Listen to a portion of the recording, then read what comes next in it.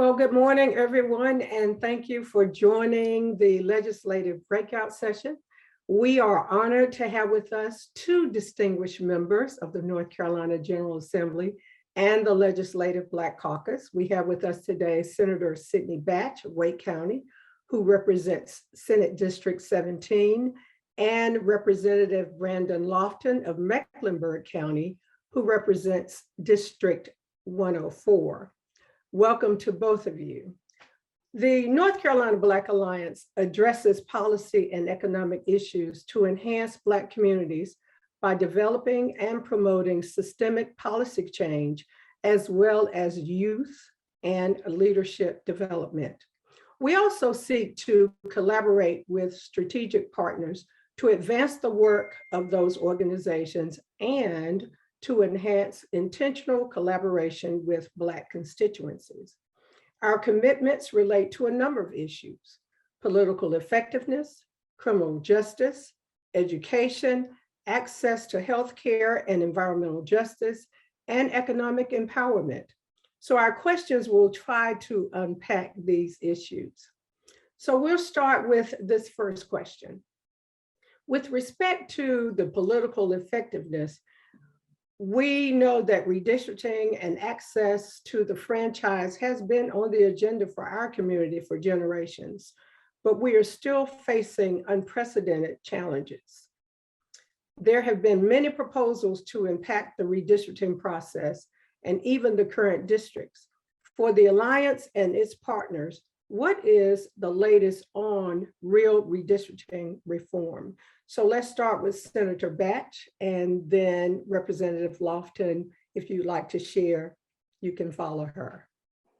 Well, good morning, everyone. It's great to be with you all. I would say that one of the challenges that we're facing right now with redistricting is that there's still litigation that's going about. So we had the ability in both sessions, many of you already know, that the maps were appealed and that there were special masters that were appointed by the Supreme Court in order to draw fair maps and nonpartisan maps. So we got really good, or at least really good opinions from the Supreme Court regarding that. And the special masters actually stated that they felt that the Senate maps were fair. The House was very strategic in negotiating better districts. And so I'll let Representative Lofton talk about that in a minute. The Senate, we were not as fortunate to be able to negotiate. They took a harder stance with regards to trying to make some of the districts better. And so what you saw in the maps that came out is that unfortunately, many of the districts that ended up coming out of the legislative maps that were approved for at least this next term or the next election ended up having many minority members targeted. Now, our fellow colleagues and Republicans would say that they did not do that. It was not intentional. And it may not have been intentional, but the unintended consequences of that action are that 11 of us, including myself, who are in districts have much more, at this point, they're much more challenging districts. Some of us actually were just drawn into Republican districts that they are not going to be able to win. And so at this point, we are going to lose a number of Black elected officials at the state level based on the maps. But there is litigation that's still pending. It will not affect the 2022 maps, but it will address whether or not the Senate maps, in fact, are fair, and whether or not we'll be back to the drawing board in the next election cycle to redraw those Senate maps based on how the Supreme Court addresses those. Yeah, good morning, everyone. I would just agree with everything that Senator Batch said and just add that even in the House where we did get more competitive maps, and I think we have, from what I've heard, I guess the most competitive maps of any chamber in the Southeast, which puts us in a very good position this fall. But some of our House leadership has been quoted in the news as saying, again, opposing the court's order and saying that if they're successful this fall, that they will come back and try to redraw all the maps, including the House and Senate and congressional maps. And as we know, the Supreme Court decision that we had, was adopted on party lines as well. And so we have two of those Supreme Court seats, I believe, up for election this fall. So even though we are in a good position in terms of having established that partisan gerrymandering violates our state constitution, I think that ruling, that concept is definitely far from settled. And we still have some work to do in order to lock that in.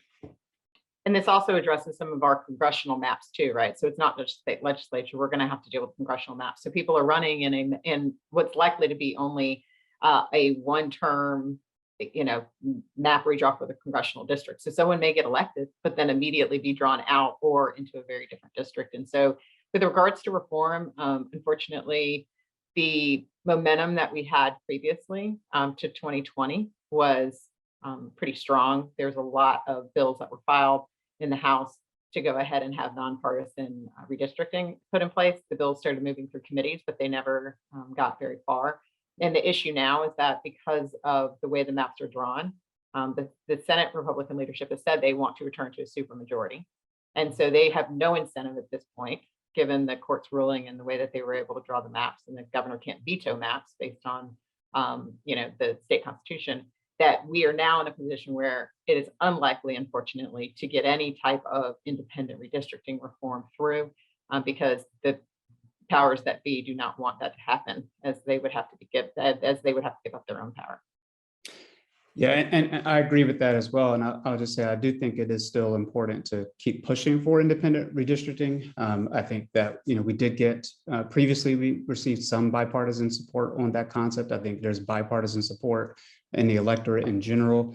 And I think that in terms of messaging and making sure that we communicate to our constituents what this actually means, I think it's important to frame it in terms of, accountability in our democracy.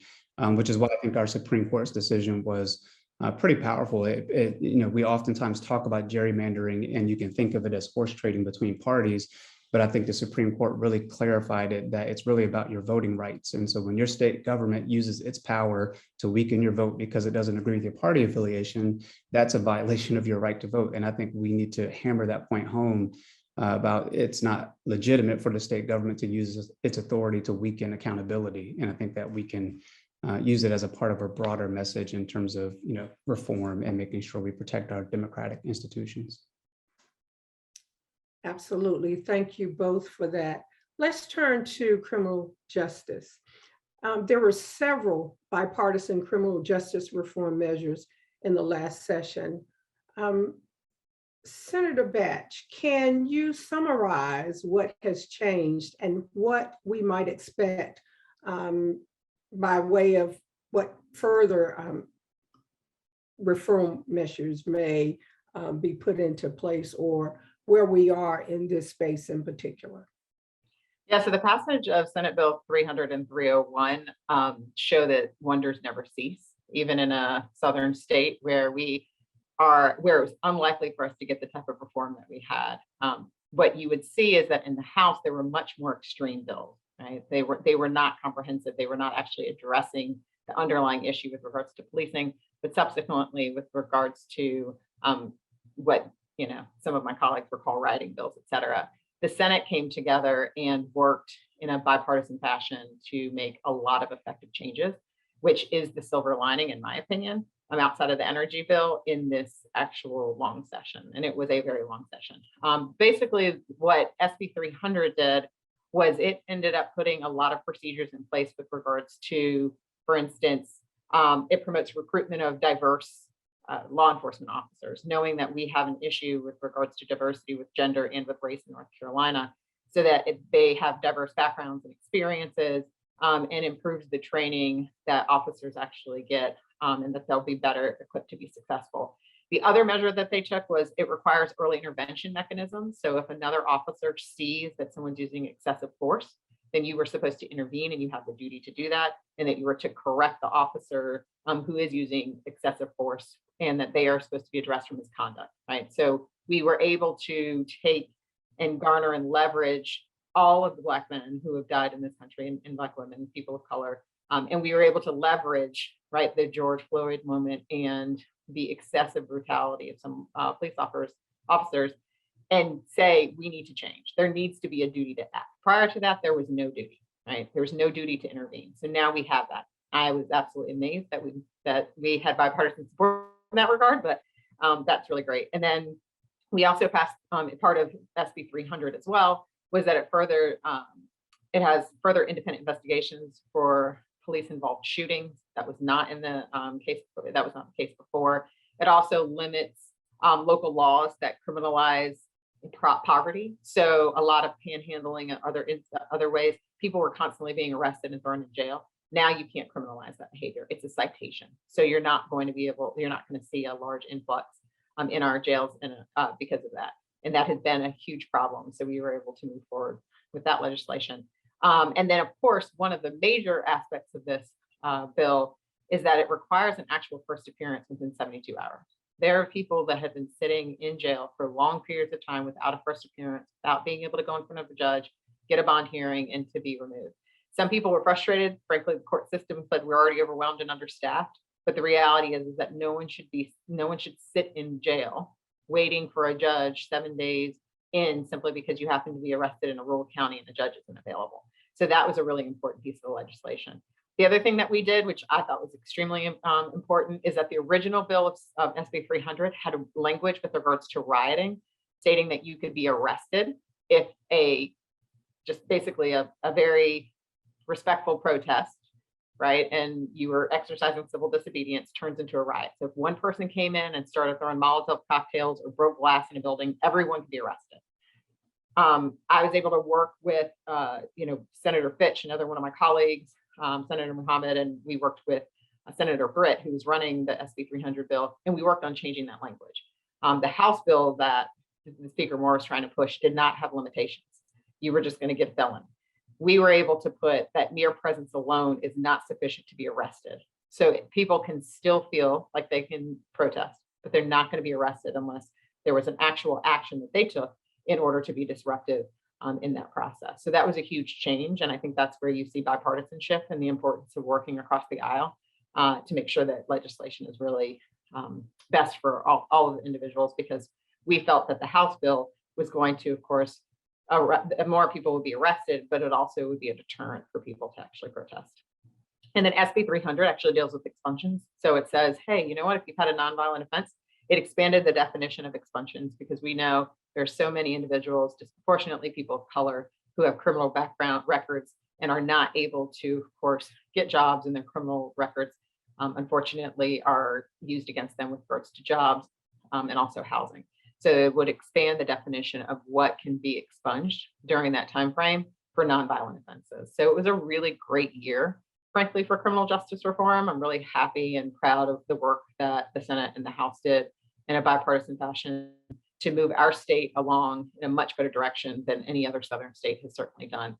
It was great. I mean, I'm happy that our Republican colleagues joined us in that effort. And so we have we at least have better laws now to protect those in our communities. And we also have more training and enforcement of law enforcement officers to make sure that we, of course, address the issue of diversity in our policing, but also to protect the citizens from police that use their power, obviously, not for good, but for evil. So I'm very fortunate to have been a part of some of those negotiations. And as we move forward, we still have some work to do. We still have to work on expanding expunction for some other offenses. Some of our colleagues were not very comfortable about expanding it for some other, we don't have to get into it, but other criminal offenses that we think that should have been included. But we hope to move forward with regards to that, and also to address some of the other issues with regards to policing, funding appropriate programs, and of course, investing in law enforcement and education to make sure that we have much better policing in some of our areas. Our police do so much, and as you guys all know, in elected official and local offices, we work closely with our law enforcement. I think that it's a misnomer that they always say that the Black communities don't need police. No, we want police. We just want to make sure that the police are actually fair and that they are protecting us, and that we are not going to be treated differently simply because of the color of our skin. And so I think that it's really important as elected officials, especially Black elected officials, that we push back on this misnomer that we don't want the police in our communities, and that we are in a position in which we think that they are horrible individuals. I laugh with my colleagues all the time and said, I don't know how many Black people that you've met. We like the police. We just want them to, of course, treat us all fairly. And I don't want to get stopped by the police and worry that I'm going to obviously be killed or arrested just because of the color of my skin or the color of my son's skin or my husband. So I think that's one of the great parts that we've been able to do in this session alone by expanding resources, but also holding the bad officers that make all the good officers look bad accountable for their actions. Thank you for that. And we're grateful to you both for the work that you have done in that regard. Let's move now to education, and certainly so much can be said about the areas of education. What do Alliance members and allies need to know about? And Representative Lofton, I'm going to pitch this one to you. Let's start with early childhood education and NC pre-K. Yeah, thank you for that question. So I recently attended a retreat for legislators to do a deep dive on education issues. And in terms of early childhood education, I was surprised but not shocked to learn that we've lost nearly 4,000 workers in the early childhood area. And many of them, they're almost exclusively women, and they're vast majority are women of color. So that obviously has an impact for our communities. The average pay for that area is about $10.72 an hour. So we have a lot of work to do there. There are some programs to try to supplement that pay to increase the stability of that workforce. Many of them are dealing with lack of access to healthcare. So again, it goes into other areas about the importance of expanding Medicaid to be able to shore up that workforce. But our children, we need that early childhood access to early childhood education. There was part of the Leandro remedial action plan did call for expanding access to pre-K. And so that's one of the things that we need to continue to prioritize. So in addition to paying workers in the early childhood space, we need to increase slots and availability for pre-K. And that's a matter of committing the funds to making that happen, making those investments. And so that's a nice segue into the next aspect, K-12, because we know that there's been some recent movement on Leandro. So let's talk a little bit about that and teacher and principal pay. Right. So, as I think as everyone knows, the Leandro case has been going on for quite a while now. And there was a consent order filed, which had a remediation plan, which essentially laid out what needed to happen in order for the state to fulfill its constitutional obligation to provide our kids with a sound basic education. And the disappointing part of it is not only did we not fully fund the first year of that plan, but we had more than enough in terms of where we started with our state budget to be able to do so. And then our legislative leaders have essentially flatly refused to honor that commitment. So, we are not fulfilling our obligation to fund our public schools. We are in a situation where we do have the resources to do so. We've been dealing with chronic teacher staffing shortages, bus driver shortages. We don't have enough nurses to meet the recommended guidelines. And all of these things were problems before the pandemic, but of course they've been exacerbated by the pandemic. I heard from principals and superintendents from other districts across the state who are wrestling with these shortages. Right here in Mecklenburg County, as of a couple of months ago, we still had hundreds of positions open in terms of unfulfilled teaching positions. My oldest son is in high school. He's taking Spanish and Spanish 1, and he's learning it online through Zoom because we don't have a teacher. We don't have a Spanish teacher. I've had parents in my district who had to organize their own carpools because we don't have enough bus drivers. At the same conference we went to, I've heard from principals who had to show up at their school and then get behind the wheel in the bus and drive the bus because they don't have enough bus drivers. So we're dealing with a pretty significant shortages, both in teaching positions and all of our support staff.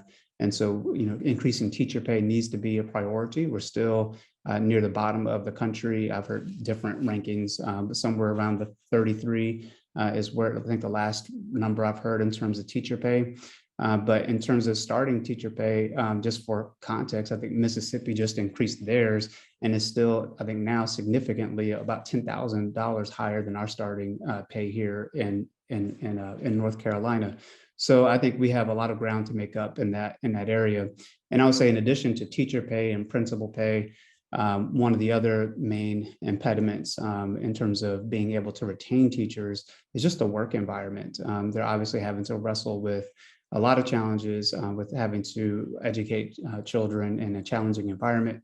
And then on top of that, you've seen the increasingly introducing politics into the classroom. So we had measures on the House side, and thankfully we were able to get those out that were snuck into the budget to try to require all teachers to put lesson plans online and allow any member of the public to challenge anything they didn't like in that lesson plan, whether they had a child in the classroom or not. And if any member of the public would have challenged it, it required a public hearing on behalf of the school board. The school board had to open an actual public hearing to look into the matter. So that kind of interference, that kind of misinformation about what's happening in our classrooms is also contributing to our issue with teachers. And again, when you talk about that whole aspect of having teachers to put lesson plans online, that kind of points to another contentious conversation that we've had as it relates to textbooks and critical race theory. You want to share a little bit about that? Yeah, so we had obviously a bill come through the legislature, but fortunately it was vetoed, which would have again politicized education. So in addition to the issue in the budget, we had a bill that essentially would have banned the teaching of history in a way that made any child feel uncomfortable or feel like they were being attacked. It even had, and if you read it on its surface, it sounded pretty, pretty benign. But when you thought about what they were talking about, that's when the intention really became clear. So, and they had recommended guidelines for what the curriculum should look like. And one of their guidelines was that you should talk about issues of racial justice in a quote neutral manner. And so if you think about, teaching slavery, for example, in a disinterested, detached and neutral way, that really gets to the heart of what's going on. Like if you should not have to teach that slavery, teach that in a neutral way. So it really is an effort to try to ban the teaching of history, the full teaching of history, and give our students what they need to understand their country and to help our students see themselves in our history. I mean, my family, I've been to the area where my family was enslaved. I learned about their experiences after emancipation and the Black codes and other things they experienced in Virginia where they were enslaved. And, that history is not taught, and that history would be explicitly banned by these types of bills if it made anyone feel uncomfortable. But we should be able to look at that history squarely and know that these are the types of things that are in our country's history, and we need to be able to reconcile and deal with it. Thank you for that. What should we be talking about as it relates to virtual education and remote learning, given that we had our students to spend, 12 to 18 months outside of the classroom? Yeah, so there are a lot of challenges, obviously, tied in with that. And so in Charlotte-Mecklenburg schools, I had regular conversations with our school board members, and our school, it took them months even to be able to make sure they track down all of the students, because we have thousands of children who are effectively homeless. And so you have to first be able to track down the students. Fortunately, we have the resources to be able to give students Chromebooks, but you have to find them. And then when they have the Chromebooks, you have to make sure they actually have access to the internet. And so broadband access obviously is a problem, not just in our rural areas, but in our urban areas where not everyone can afford that access. So we had to pay for access to the internet. You had to provide the means of finding the students and getting the resources to them. And then even if that happens, I can tell you just frankly, watching my own children who were in 7th and 8th grade at that time when they were fully remote, it's not ideal to let your child just sit there on the screen and they can't force them to have their cameras on. So you don't know what your child is actually doing, and they're not getting that connection that they need. So it's a huge challenge that we need to make sure that we address. And obviously, if we need to which hopefully we won't.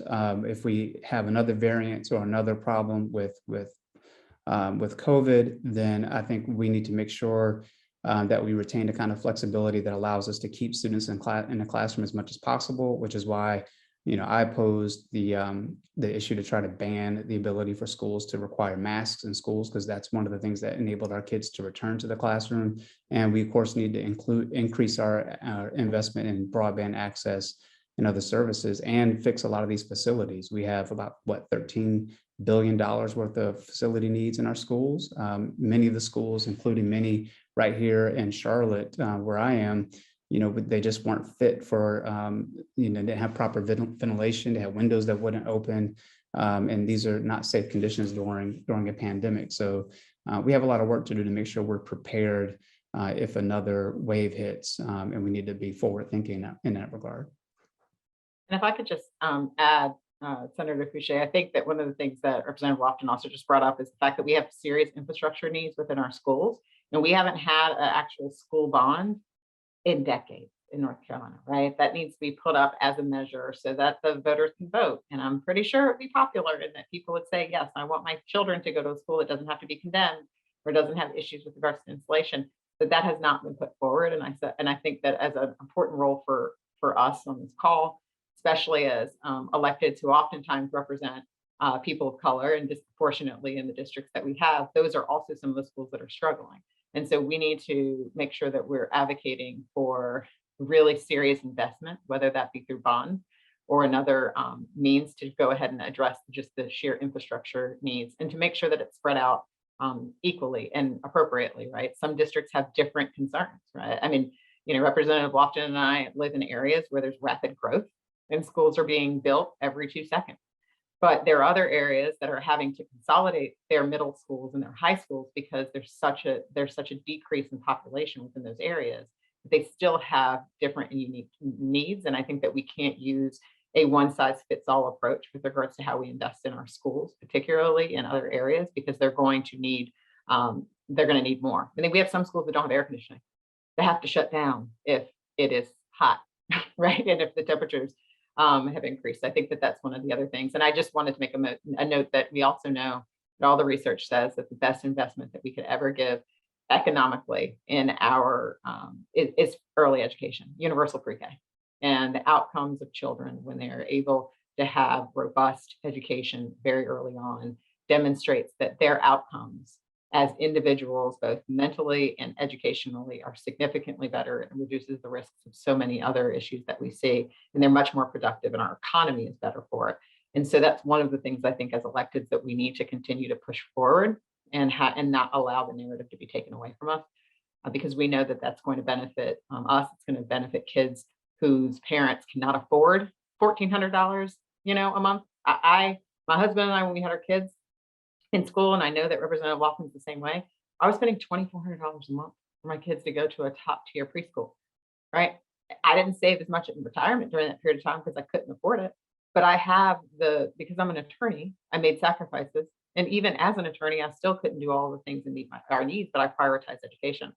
Children should not be in situations in which they can't get early education simply because their parents work 2 jobs and still can't afford it, and through no fault of their own. And so I think we need to really push that narrative, because that's going to be the great equalizer with regards to the minority achievement gap in this state and in this country, is to allow kids as early as possible to get a robust education so that we can close the achievement gap that continues to grow decades and decades and decades upon itself.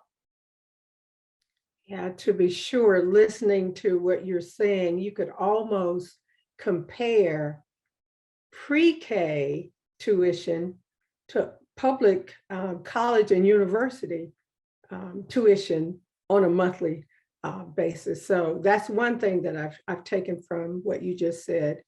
And then again, from what we've heard from Representative Lofton, we cannot leave it to counties to have to provide funding to erect school buildings, because we know that the majority of their funding comes from personal property taxes. And so that's a system that we cannot allow to continue in that vein. And last, let's talk about, I guess one good thing that came out of the budget, among some other things as it relates to education, is funding for community colleges and university funding.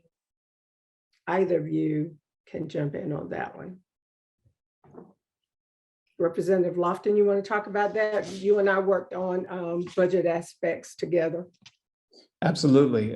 So yes, I will agree that is one of the significant areas of the budget. I think that where we got some items right, and particularly, well, I guess I'll also add, we still have the same point about facilities, right, as we have with K-12, because our community college facilities are largely funded by the county. So you have CPCC here in Charlotte, have Wake, I think Wake Tech and Wake County. We're able to provide great facilities and able to accommodate students. But some of our more rural areas, they just don't have the tax base to be able to provide those facilities. And when you have that, you're really hindering our state's ability to help all of our students, adult learners, and otherwise be able to get access to the credentials they need. So I saw statistics saying that by 2027, which is obviously not that far from now, so just 5 years from now, 70% of US jobs will require some kind of post-secondary degree. But right now, I think only 52% of North Carolinians have any kind of post-secondary credential. And so increasing that access to those facilities, increasing access and funding for the personnel, streamlining the financial aid process, the finish line grants to helping people finish their community college. These are things I think are going to be critical to help us navigate the emerging economy. And I think one of the other challenges moving forward is that we're happy that the amount of money was increased, right, for funding for the community college system and the university system, but it's still not enough, especially in the community college system. We hear all the time how they can't keep staff because staff, for instance, if you want to have someone who's teaching the welding class, they can make more money welding than they can teaching, right? When you're talking about the computer science and the technology that goes into some of these very specific technology programs, they need the money to, of course, continue to upgrade their technology. But we're not funding any of these programs at the rate that we need to in order to, of course, retain staff and then subsequently to provide students with the best opportunities so they can be trained on the most updated technology. And I think our society is overcorrected in saying that every single child needs to get a 4-year degree to be successful, when there are so many jobs, especially in the community college system, where you can get an associate's degree, you don't have to take out a ridiculous amount of student loan debt, and you can have a really great paying job, right? You won't be like me, 17 years into paying off your student loans from law school and graduate school, right? So there are a ton of opportunities that we have, but if we don't fund our community college system in particular, then we're going to continue to fail students because they don't have the opportunity to take classes that will allow them to be successful and to have jobs that will pay for, that will take care of themselves and their families in the future. Okay. All right, so we're going to shift yet again. Last year, there was a lot of energy around certain bills that impact the environment related to clean energy transition and renewable energies, aspects of our environment, and bills that we did get some bipartisan agreement, and they were able to be signed by Governor Cooper. Can you comment on the direction of the state and perhaps offer advice to our advocates on how they might approach these issues going forward? Yes, we were very fortunate to get some extremely effective energy legislation through. We have not been successful in the past, and so Republicans and Democrats came together. There was a lot of negotiation behind closed doors. A lot of people felt, especially with regards to Duke Energy, that they had so much power, and we were doing this as a Duke Energy bill. But we had some of the most brilliant individuals, including our colleague, Senator Salvador, that Senator Fushi knows very well, who has done this before coming into the legislature and really championed a lot of the work that came out of the energy bill that we passed. And so part of the success in that is that the goal is to reduce carbon emissions by 70% by 2030. And while we are we are not exactly on track to meet that goal. We are making a significant dent in regards to what we are doing with carbon emissions in our state. The issue that we have is the governor has signed 2 executive orders on energy, clean energy, and how we're going to move our state forward. So, for instance, there's an executive order stating that by I think 2030, 50% of the cars need to be electric vehicles. But how are we going to do that if we don't have the charging structure in place with regards to the highways that we need and charging systems? So he's actually asked all of his the government agencies to go ahead and start working with towns, right, with communities on where we're going to identify those charging stations so that we can decrease, obviously, our carbon footprint. We have a lot of challenges, and as you all know, there are a lot of groups that still want to use their energy and feel like fossil and all of these other energies that they use are going to be, the most important. And they've got skin in the game. And it's not that we can't have gas cars and electric cars, but we can move to decreasing the emissions. We also are seeing, and I know that this sounds crazy, but we have to figure out something, because as of right now, we're also headed to, in certain places in the world, an insect apocalypse. And what that means is that insects pollinate 70% of our crops. But in areas where climate change it has increased the temperatures, and where we see mass agriculture, insects are dying off at 63%, right? They've seen a reduction of 63% over the past 20 years. And what that means is we will not have the ability to be able to, of course, feed the 7.5 billion people that are on this planet. And so when people say, oh, this is just solar or this is just wind trying to get into the game, no, this is about the survival of our planet and the ability for all of us to be able to continue to take care of our families, to feed them, and to be able to live in an environment that can still provide the resources that we need to live and sustain life. And so when we look at energy policies, we need to start talking about whether or not solar can be expanded in houses, right? There are a lot of HOAs, for instance, that do not allow for solar panels to be on the front of people's houses. We could decrease the amount of carbon, that we put out if we actually just worked with some of these groups or local policies and government agencies to go ahead and try and see how we can expand solar. And we just need to come up with a plan that's sustainable, because as of right now, you cannot just say we're going to have electric vehicles and have no way of trying to figure out how we are going to pay for the transportation needs with the gas tax. I will say, though, that the governor put in place a reduction of they've changed a lot in buildings with regards to whether they're using LED lights, solar, et cetera. And the government and the university system saved, I think, $200 million just in a year by changing the way in which they use energy. That $200 million can go to the transportation trust with regards to highways, right?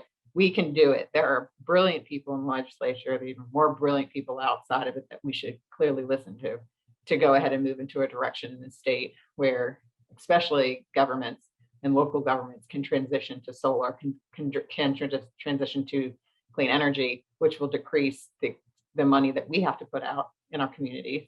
And then we can use the savings to go ahead, and whether it's funding schools, whether it's funding roads, other things, we can use that savings to, of course, reinvest into our communities. And so I think it's really important for all of us to be able to continue to push the narrative that just because it's difficult doesn't mean that we don't try and fix it. There are a lot of difficult challenges that we have all faced.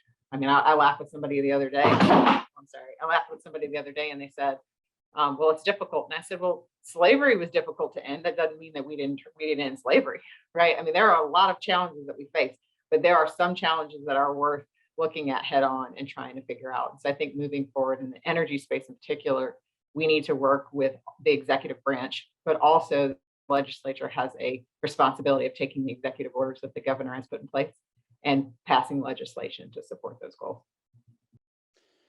Yeah, I would agree with Senator Batch and just say that obviously this is going to require a multifaceted approach. So, the governor does have executive orders that are setting goals for reducing carbon emissions.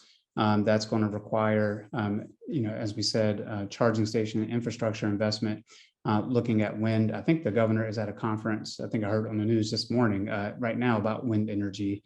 And North Carolina, I was surprised to learn, had one of the the biggest in terms of potential, in terms of our offshore facilities or space in order to have wind energy. And that not only will help us to reduce our carbon emission, but also provide the potential for economic development, jobs, and growth. So these are things that we need to look towards for the future.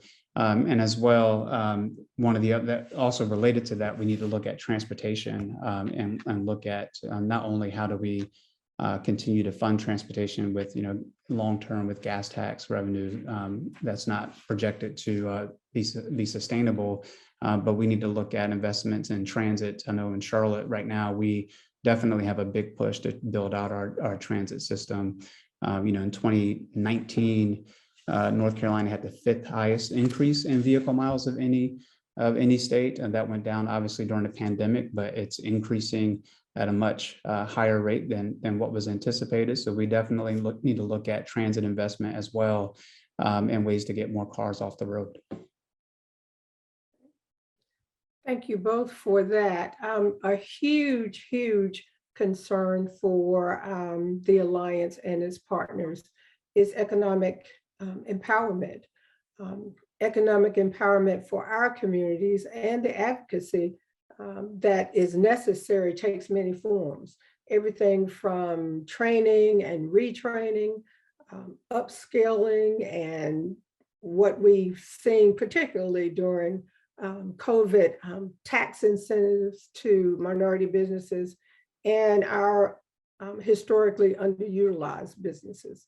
So what is at the top of your minds as we enter into the short session on these matters? Now, we understand what the purpose of the short session is as it relates to tweaking the budget and not really dealing with controversial issues, but I don't think that many of us are thinking about what a purpose is.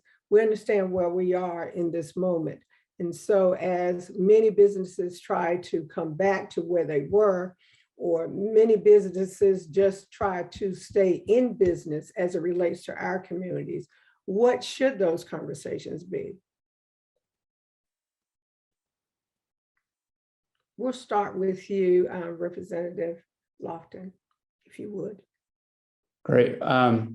Well, I think, like we discussed, I think education is going to have to be a huge part of it. I think, you have to have, a robust community college system that helps provide more opportunities for people to go in and get certifications, to be able to pivot or adapt as the economic needs change. We have many unfilled positions because we don't have those certifications. I think that, you can have business classes and opportunities available through the community college program. I think, again, as we talked about before, in terms of just providing the economic stability, which I think is as a baseline, if we provide increased pay and support for our childcare workers, which again are disproportionately women of color, I think that will help as well. But then, of course, we also need to increase utilization of MWBEs, small businesses through contracting, subcontracting programs. And so I think it's basically a multi-pronged approach. So it's, increased availability, reducing barriers to getting that post-secondary certification to help people gain skills, trades that they can use to market in a business. And then once they start that business, promoting greater access to capital and encouraging utilization of MWBEs and SBEs through contracting programs.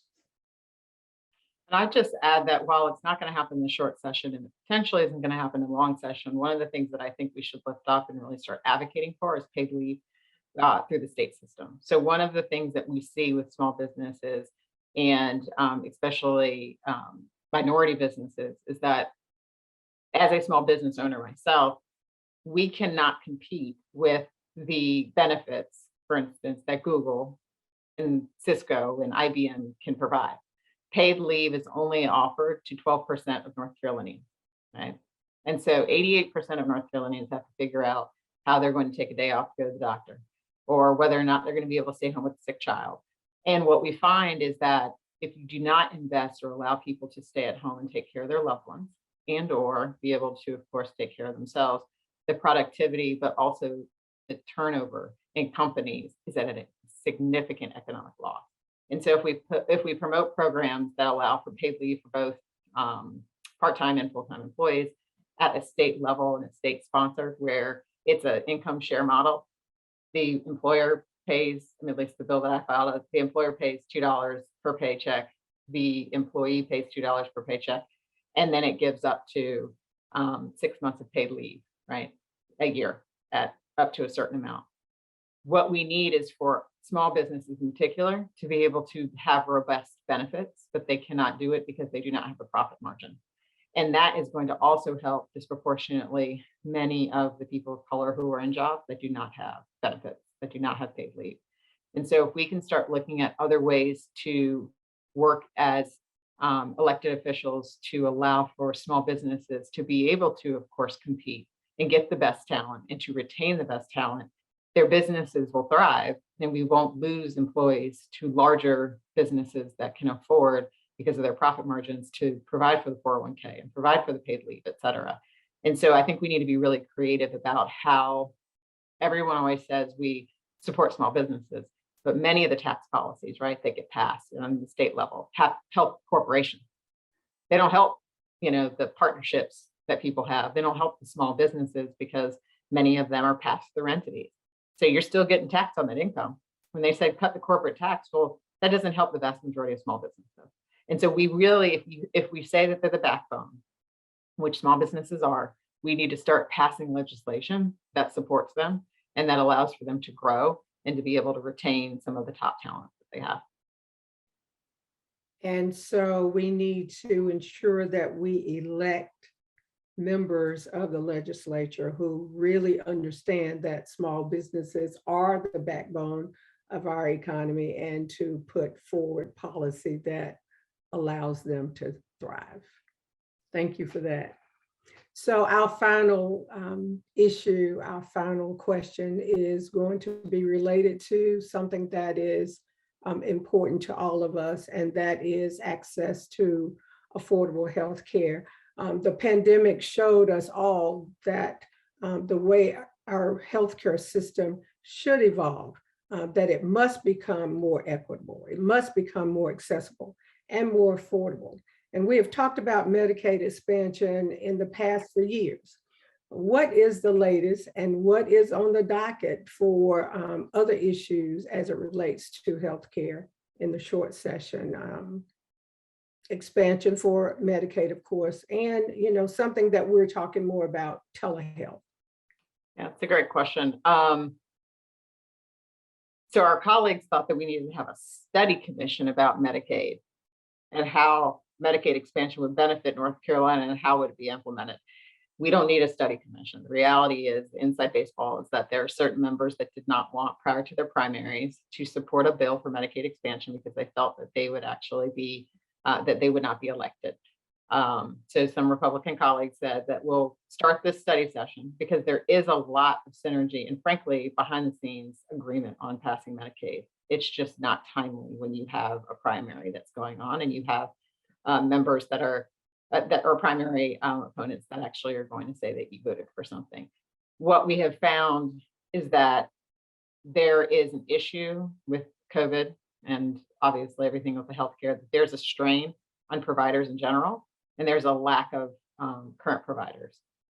I would argue that the reason why we don't have many of those, and you see in rural areas hospitals closing, is because we don't have Medicaid expansion. And by expanding Medicaid, you're actually allowing and helping rural North Carolinians get access to healthcare in their backyard instead of having to drive to some of the larger urban and suburban areas where you have hospitals that are robust. And so there are conversations going on right now about how we're going to expand Medicaid, who's going to pay for it, but then subsequently, what is the workforce shortage issue going to be? And so there are conversations about whether or not they're going to include what's called the SAVE Act, which is allowing nurses, nurse practitioners, and nurse anesthetists to not be supervised, because they argue that rural North Carolina, people aren't in rural North Carolina because of supervision issues. The reality is that some people don't go to rural North Carolina because of various things, including the fact that a lot of the doctors that are graduating will say, I need to, they want to live in an urban area. We need to, of course, start looking at programs that will hopefully help loan forgiveness for healthcare workers who want to go to rural North Carolina and continue to, obviously serve rural North Carolina and then have loan forgiveness for it, because there are certain areas where we need doctors to go and they just will not go. And I joke and say they don't have a Wegmans, or they don't have an Aldi, or they don't have all these other things. And that's the reason why, and they don't have great schools. That's the reason why we have an issue. But we have to figure out a way in which rural North Carolinians can get care in their backyard without having to travel across the state to receive treatment. It is absolutely unconscionable, in my opinion, for hospitals to shut down and for people who are going through cancer treatment, for instance, to have to drive to the Triangle just to go ahead and get treatment and have to stay here and have expenses that are outrageously high simply because they can't recover in their own home and get treatment there. So I think that there is movement to pass Medicaid expansion. They have said that it will not be in the short session. They said they have too much work to do and figure out the kinks.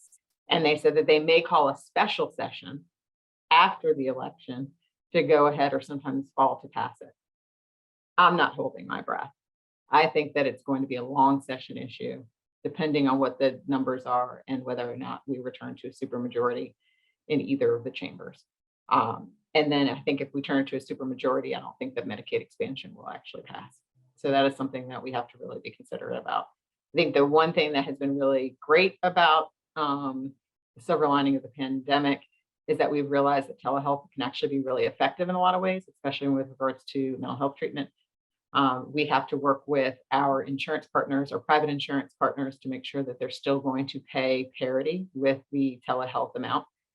Some of them are already talking to providers, especially in the mental health space, of stating that if you go back into the office and you see people in person, we'll pay you more. If you do telehealth, we'll pay you less. Well, we know that there are people who have issues with regards to transportation, and they have issues with, they have issues with regards to actually just internet access, which is the reason why we need broadband.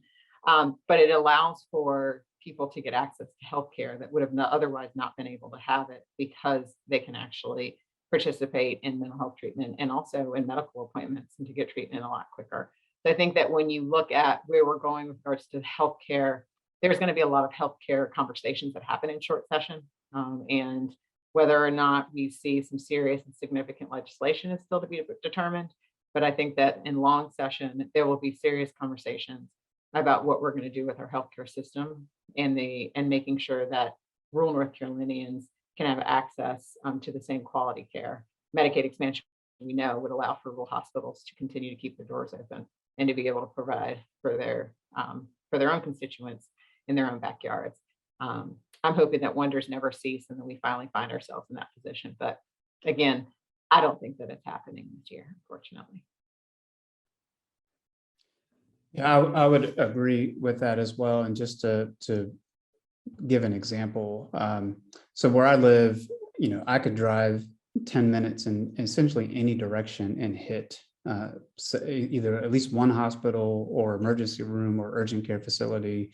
And basically any road I choose, I can just go down the street and easily have access to healthcare facility. I have a family member who does not live in an area like that, lives in one of our more rural counties, and had a stroke and had to be brought to Charlotte. And as you know, when you're dealing with a stroke, time is essential, but had to be transported over an hour just to get here, to get the proper care. And so you're dealing with loss of time and the ability to provide a quick response and the cost of that transportation to go to travel an hour here.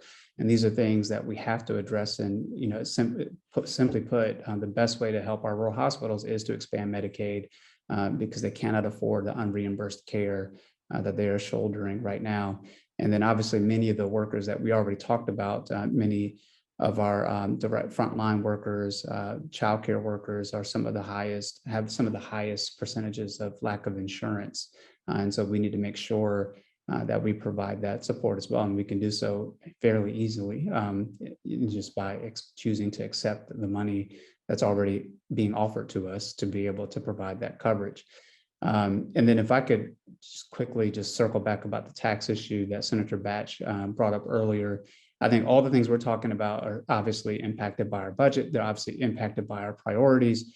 And we essentially, we had a huge opportunity this past budget cycle to be able to make some significant progress in these areas, but we chose not to do so or do as much as we could because of tax priorities and eliminating the corporate income tax, slashing or limiting 2 bases of the franchise tax, and those things again disproportionately benefited larger corporations, and over a 5-year period will cost us over $12 billion in terms of reduced revenue. We started this year with over $6 billion, 6.3, I believe, billion dollars unappropriated funds, and that you heard earlier about the $13 billion of infrastructure needs for our schools. That could have made a dent just right there. We had it sitting there, but we chose not to do that. The legislature chose not to do that. And so I think we just have to really be honest about our priorities. If we care about the facilities improvements we need, expanding pre-K, providing the energy investments that we need to take advantage of the situation we're in and put this money to use for the future of our state, and not just use it to cut our revenues going forward, especially considering the fact, obviously, that we're one of the fastest growing states in the nation, and we have to be able to keep pace with that investment. And we're just shooting ourselves in the foot if we're not honest and bold about our tax policy. And I'll just quickly add, because Representative Lofton brought up a really good statistic. The other statistic I heard yesterday when I was earlier this week when I was at UNC Hospital in their psychiatric tour of their children's hospital, is that there are 31 counties, I believe, right now that don't have a psychiatrist.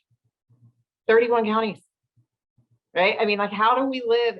Like, how is a third of our state doesn't have access to a psychiatrist? So telehealth is an example of how you could actually get access to a psychiatrist who may not want to live wherever they are, and we can get mental health treatment for people. And we know that this pandemic has definitely demonstrated all of the issues that people are suffering with before the pandemic, and it just made it worse.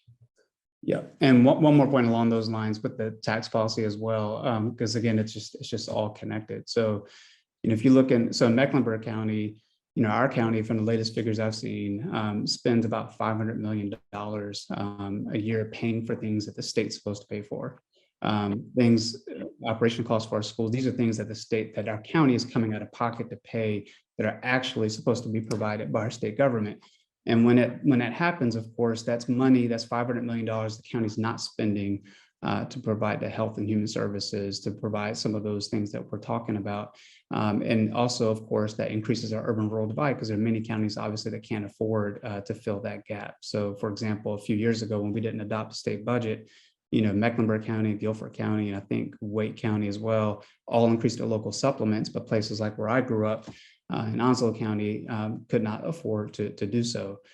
So the more the state doesn't do its job, and the more we cut the corporate tax or limit the corporate tax, cut personal income taxes, we're essentially just shifting the cost burden, as you mentioned, Senator Fushi, onto property taxes, which has a huge problem in terms of disparities, because then you're just dependent upon, if you live in a place where we do have a large tax base, we're able to make up that gap, although at the cost of other priorities. And in some places simply just don't have the base to do so. And even in the places like Mecklenburg, where we do have the tax base, it ultimately contributes to our affordability issue, because it's just increasing your property taxes.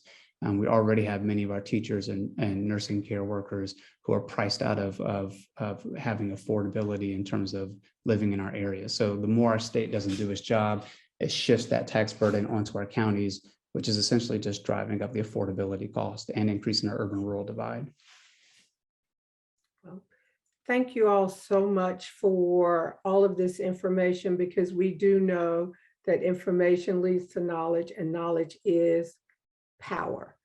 We want to thank you also for your service. It's amazing how much information we got in this hour. And again, thank you for spending your time here with us. We're going to give you a huge virtual applause. And thank you to all of you who shared with us this morning. Thanks for having us. Thank you for having us. Thank you all. That was great.